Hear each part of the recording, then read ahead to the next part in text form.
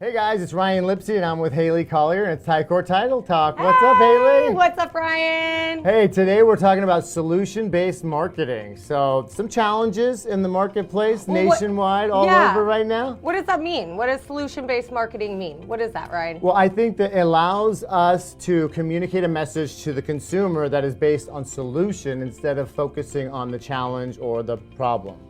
Yeah. So like, for example, something going on that we can all talk about, which necessarily isn't a problem, but the higher interest rates. So focusing on a solution, like there is still a pathway to home ownership with these higher interest rates with different programs. We hear all the time about these 3-2-1 buy downs. Right. There's different first-time home buyer programs. There's a lot of solutions to still get into home ownership.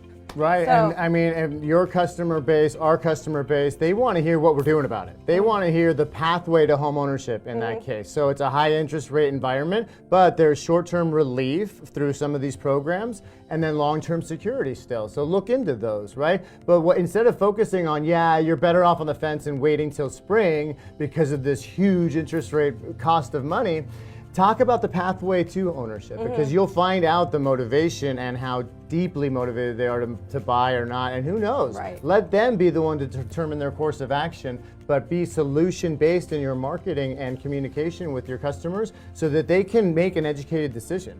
Because if we don't show them the pathway to ownership in this case, or the other challenge that I personally have and every time this year is drift. I drift from my regimented protocol. We just recently talked about time blocking and time management, and with 4 kids and family and extended family and Thanksgiving and all the holidays, right?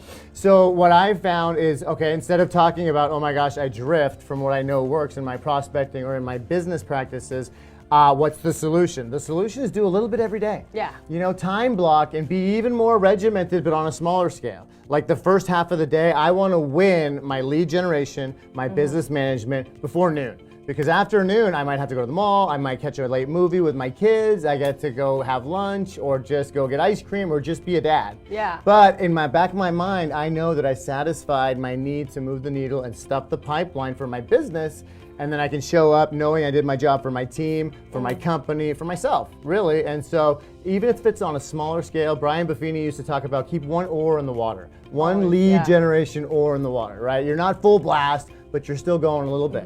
And that's what I would say for this time of year when you're drifting away from your marketing, your lead gen, your social posts.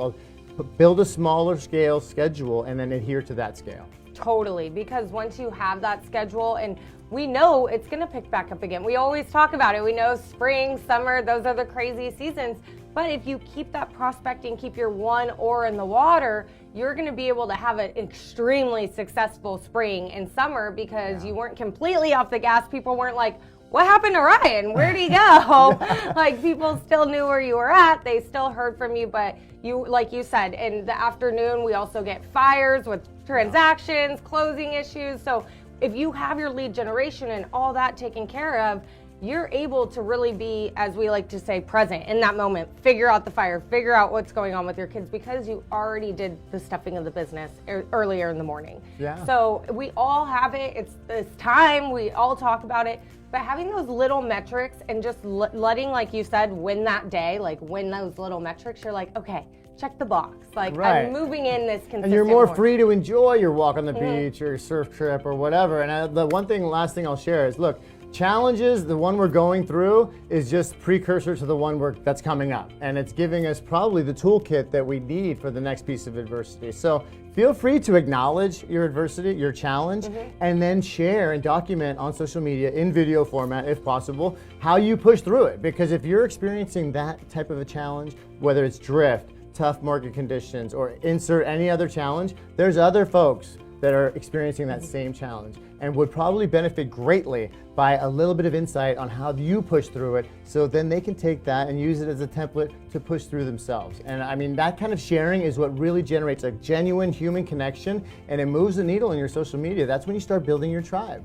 And that's when you become the solution, the voice of reason, the resource, and people come to you for that education to see that light of positivity. So we are huge on that. We are all about the vulnerability, being the voice of solution, knowing what your customers' fears, hopes, and dreams are so you can really help them with that situation. Absolutely. Great. Well said. So Yeah. if you're having a challenge and we don't have a solution, let's find one together and then let's share about it. Exactly. So I guess I'm Haley. I'm Ryan. Until next time. Thanks, guys. Bye.